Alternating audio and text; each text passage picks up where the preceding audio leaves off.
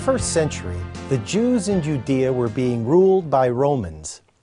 The people longed for freedom, political freedom as well as religious freedom. But Rome was just too strong. Some people gave up hope. Some joined an underground resistance movement. Others tried to be more religious, more worthy of God's blessing.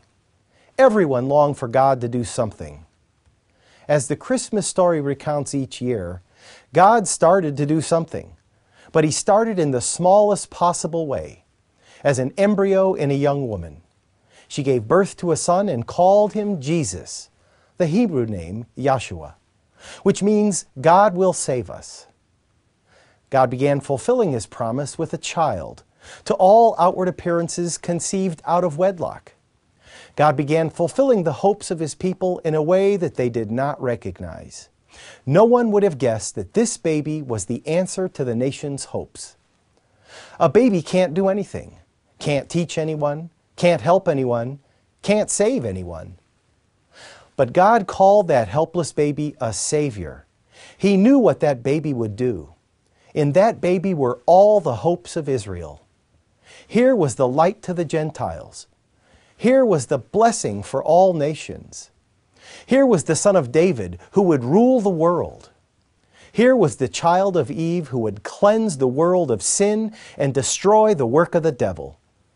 He was just a baby born in a stable, his life in danger, but in His birth, everything began to change. Jesus is the Savior of the entire world, but most people do not know it yet.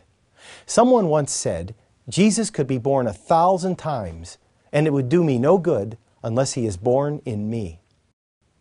The hope that Jesus gives the world does us no good unless we accept Him as our hope. We need to respond to what Jesus has done for us.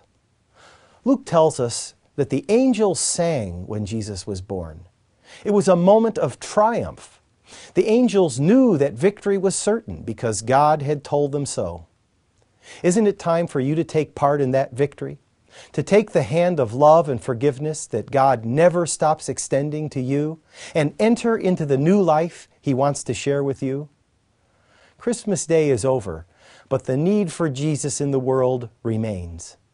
I'm Joseph Tkach, speaking of life.